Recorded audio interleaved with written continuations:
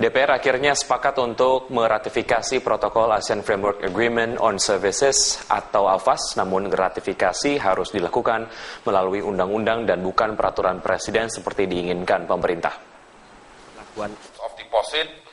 Peluang bagi perbankan nasional untuk berekspansi ke negara ASEAN lain perlahan terbuka setelah DPR menyetujui ratifikasi protokol ASEAN Framework Agreement on Services atau AFAS.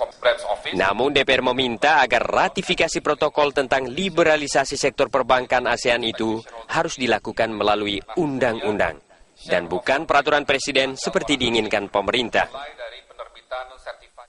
Menurut Ketua Komisi 11 DPR Fadel Muhammad, undang-undang yang dibuat nantinya bukanlah peraturan yang bersifat rinci, tetapi hanya berisi 3 hingga 4 pasal yang mencakup ratifikasi AFAS.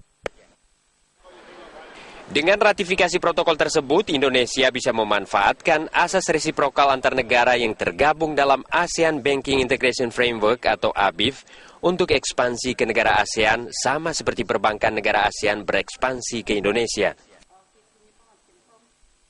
Sementara Menteri Keuangan Bambang Brojonegoro menyatakan ratifikasi protokol yang mengatur flow liberalisasi perbankan itu harus dilakukan paling lambat pada pertemuan para Menteri Keuangan ASEAN April mendatang. Karena sejauh ini hanya Indonesia dan Kamboja yang belum meratifikasi protokol tersebut. 10 negara ASEAN, tinggal Indonesia dan Kamboja yang belum meratifikasi protokol ke-6 ini. Sedangkan 8 negara lainnya sudah dilakukan, ada di triwulan 3 maupun triwulan ke-4 tahun lalu. Nah, kenapa kami mengajukan permohonan ini kepada Bapak Ibu anggota Komisi 11, pimpinan dan anggota Komisi 11? Karena di Indonesia diharapkan dapat menyampaikan ratifikasi protokol ke-6 AFAS ini pada saat pertemuan Menteri Keuangan ASEAN bulan April nanti di Laos, PDR.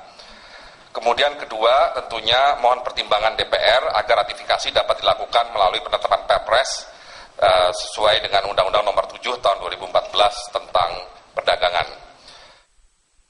Saat ini sudah ada 3 bank Malaysia yang beroperasi di Indonesia, yakni Maybank, Maybank Syariah, dan CIMB Niaga. Ketiga bank itu bahkan memiliki 1.456 kantor cabang di seluruh Indonesia dan ATM yang tersebar di 4.317 titik. Sedangkan cabang bank dari Indonesia yang beroperasi di Malaysia hanya ada satu remittance office dan 1 titik ATM. Sementara Singapura sudah mengoperasikan 4 banknya di Indonesia, yakni DBS, OCBC, UOB, dan Bank Danamon. Keempat bank asal negeri Singa ini sudah memiliki 2.167 kantor cabang dan ATM yang tersebar di 2.461 titik. Sedangkan bank dari Indonesia yang beroperasi di Singapura hanya 1 cabang dan 1 ATM. Gubernur Bank Indonesia Agus Martowardoyo berharap ratifikasi protokol ASEAN Framework Agreement on Services itu dapat mengatasi ketimpangan yang ada. Tim Liputan, Berita 1, Jakarta.